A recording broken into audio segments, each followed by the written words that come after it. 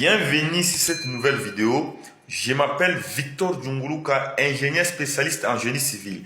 Dans cette vidéo, je vais vous montrer les 7 étapes clés de finition d'un bâtiment et je vais vous montrer notre travaux de finition des bâtiments. Si vous n'êtes pas encore abonné sur ma page, abonne-toi, partagez, likez pour ne rater rien de mes actualités. Il est important de suivre la vidéo jusqu'à la fin pour comprendre l'intégralité, c'est très important. Dans cette vidéo, je vous présente notre travaux de finition que nous sommes en train d'effectuer et je vais vous montrer les étapes clés de finition d'un bâtiment. Vous devez savoir que les étapes clés de finition d'un bâtiment englobent les travaux d'aménagement intérieur et extérieur visant à rendre le bâtiment plus esthétique et fonctionnel. Je vais vous montrer ici les 7 étapes clés de finition des bâtiments que vous devez les respecter pour que vous n'enregistrez pas de problèmes après avoir réalisé votre finition.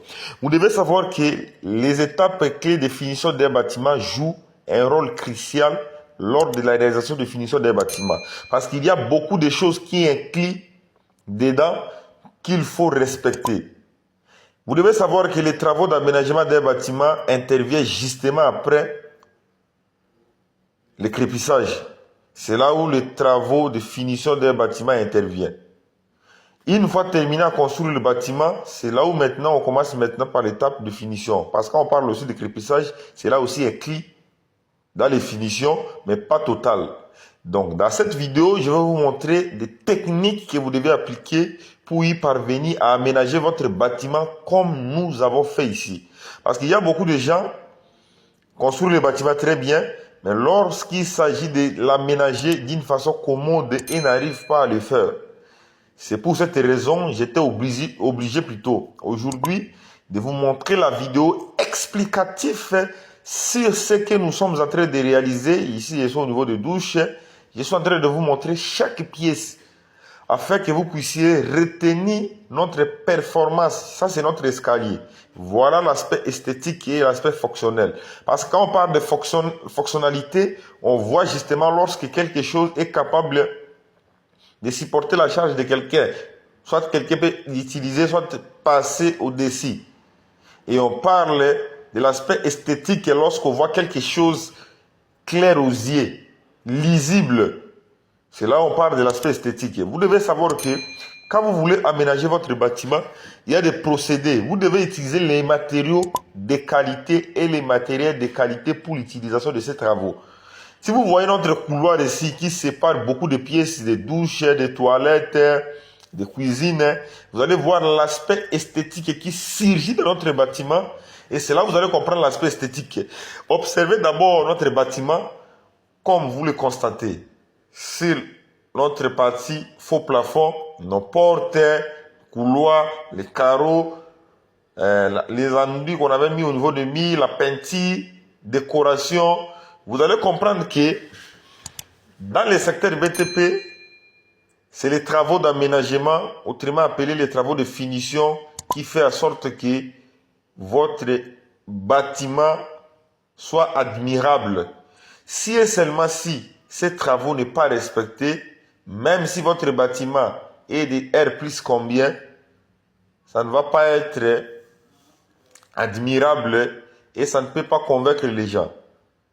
C'est grâce à l'intelligence que vous allez appliquer au niveau de finition de votre bâtiment. C'est ce qui va caractériser que vous avez la performance et ça va donner votre bâtiment ce qu'on appelle valeur. Si le bâtiment n'est pas bien aménagé, il n'y aura pas de valeur. Si le bâtiment est bien aménagé, c'est là où votre bâtiment aura de valeur. Et s'il s'agit de le vendre, vous allez le vendre d'une façon agréable et on va acheter ça avec un bon prix. Ça sera d'abord plus sollicité. Cela veut dire que ça sera sollicitable partout. Regardez l'aspect esthétique de notre bâtiment.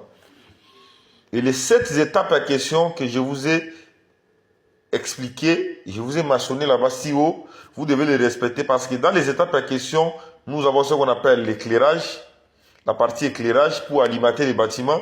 Nous avons la partie qu'on appelle la partie meublée des bâtiments pour mettre les objets à l'intérieur du bâtiment, les objets de cuisine, toilettes, chambres, salon, salle à manger, dépôt, bureau, ainsi que d'autres choses. Et nous avons la partie qu'on appelle les revêtements de murs et de sol, là où on met des enduits, on met des carreaux, des plâtres, d'autres choses. Et nous parlons aussi de la partie complémentaire. Il y a d'autres choses qu'on est en train de complémenter. Et quand on parle des parties façade, il fallait que l'aspect de la partie extérieure soit harmonieuse. Si et seulement si l'aspect de la partie extérieure n'est pas harmonieuse, vous allez tout gâter.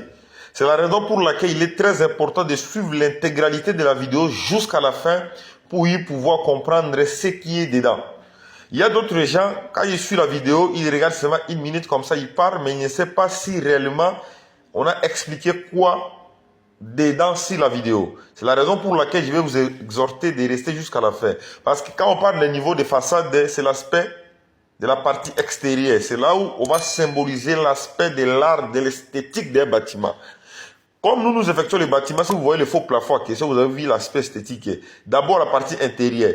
Alors vous devez poser des questions. La partie extérieure, ça sera comment? L'enduit qu'on a mis au niveau des murs, au niveau des revêtements des sols et les revêtements des murs. Si vous l'observez, vous avez quand même l'idée, vous avez la réponse. C'est pour cette raison, il est toujours conseillé de respecter les 7 étapes à question que je vais de souligner lorsque vous voulez finir votre bâtiment. Parce que un bâtiment qui n'a pas ce qu'on appelle finition ou finissage, c'est un bâtiment à rejeter. C'est la raison pour laquelle j'étais obligé aujourd'hui de descendre sur chantier et de vous montrer notre travaux de finition et vous donner quelques idées. Si vous avez des questions à me les poser, n'hésitez pas à poser vos questions dans les commentaires. Nous avons des portes, des fenêtres, nous avons des carreaux, nous avons beaucoup de choses qu'il faut réaliser quand vous faites votre travaux de finition d'un bâtiment. C'est très important. Aimez la vidéo, partagez pour ne pas manquer mes actualités. C'est toujours votre ingénieur spécialiste en génie civil Victor Djumuruka avec la santé toujours surdimensionnée. Merci pour avoir regardé la vidéo du début jusqu'à la fin. Merci pour vos partages. Merci pour vos likes. Merci pour vos j'aime. Merci pour vos abonnements sur ma chaîne. Tout ça, ça me fait énormément plaisir et ça me fait énormément du bien. Continuez toujours à faire ainsi. Dieu ne manquera pas à vous bénir.